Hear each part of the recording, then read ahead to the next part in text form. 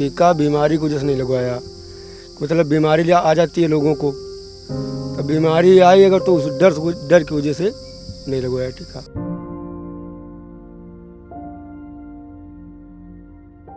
आदमी सोचता है अच्छा भला हम काम कर रहे हैं, खेती बाड़ी काम कर रहे हैं, मजदूरी कर रहे हैं, कल बीमार पड़ गए हमारे बच्चों को क्या होगा, तो इस भय से वो नहीं करा रहा है। एक गांव में अगर कोई अस्पताल हो या कोई ऐसी सुविधा हो तो लोगों को आराम मिले, लेकिन अब यहाँ के इलाज के लिए दूर जाना पड़ता है, यहाँ कोई अस्पताल तो है नहीं। हम लोगों के पास ऐसे मरीज आएगा जो कोरोना की जैसे दिक्कत है, हम लोग कानपुर उसको भेज दिया, कानपुर भेज दिया, बाकी लौट के नहीं आया। क्यों नहीं लौट के आया? ऑक्सीजन की कमी है, सांस लेने में दिक्कत है। बताइए गरीब आदमी क्या करेगा, कैसे इलाज करेगा? We are in the Kundi village of Uttar Pradesh right now. This is one of the few villages that during the height of the second wave of COVID-19 had only a dozen cases. The questions we're asking right now in this particular state where the lockdown restrictions are being lifted is what is the preparation for the third wave of the pandemic, which experts say will come in the months to follow. Furthermore, how much of vaccine hesitancy is playing as an obstacle for this preparation?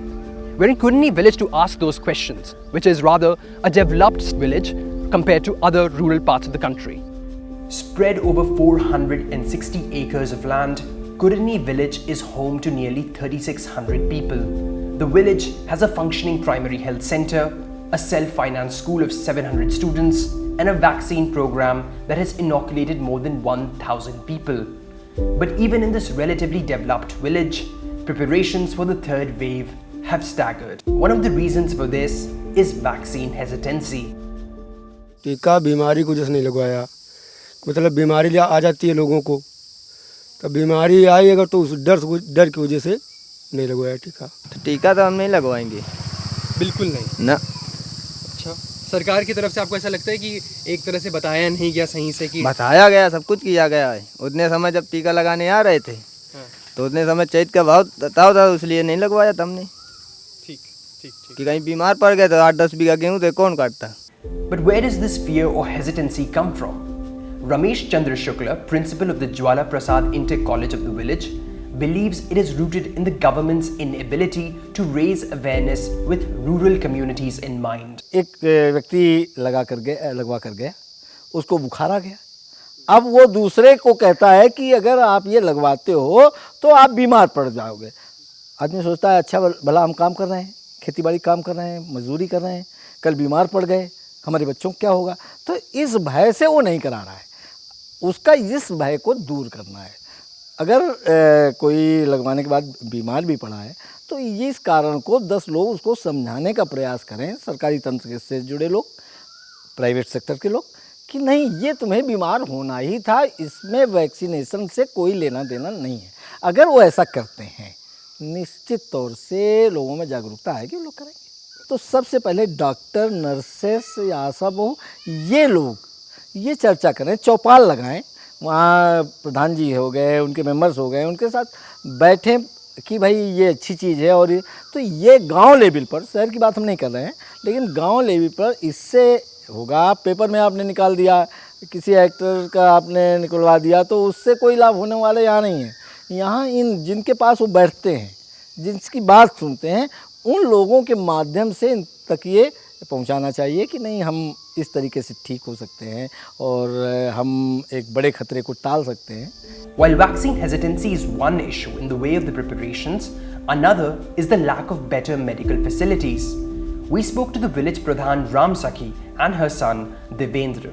यहाँ पे एक अस्पताल होना ज़रूरी है। अगर गांव के लिए स्वास्थ्य सुविधाएं अगर अच्छी होना है, तब यहाँ के लोग दूर दराज इलाकों में, मतलब यहाँ पे कहीं है नहीं।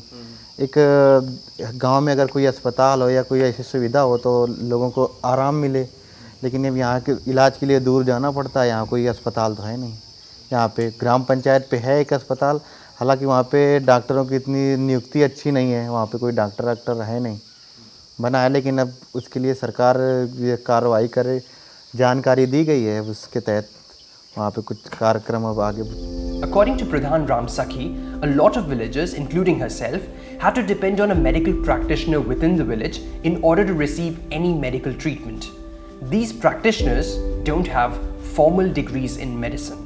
तो अभी यहाँ तबीयत खराब होती है तो दूर कौन ले जाओ, कानपुर ले जाओ, जहानाबाद ले जाओ, कौन ले जाओ, गांव में तो कोई है नहीं है यहाँ। यही डॉक्टर झोला वाले फिरते हैं तो इनसे सब लोग दवाई करा लेता है, इनसे हम लोग करा लिया जब बीमारी हुई। One of the medical practitioners in the village is Sanjay Sarkar. He believes that patients from rural areas have little to no options when seeking treatment in the city during a time of crisis.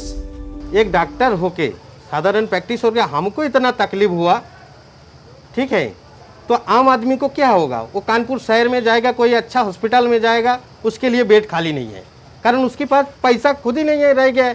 Lockdown चल रहा है, आदमी के पास पैसा कहाँ से आ जाएगा?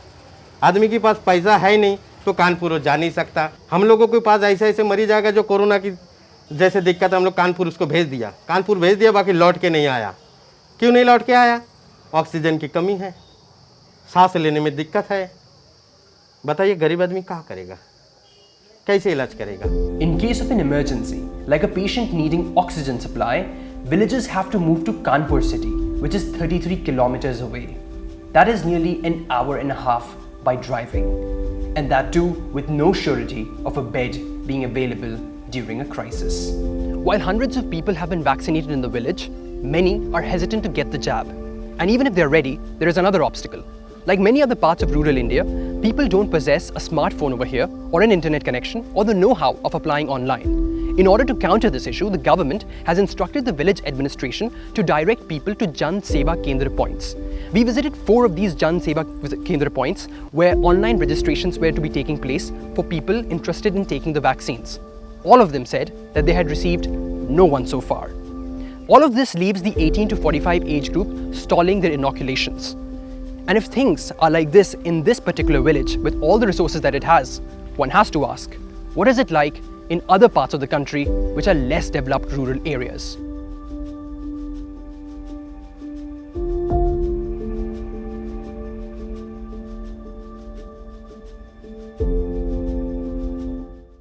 To receive instant updates on all videos from The Wire, click the subscribe button and hit the bell icon. Pay to support independent journalism.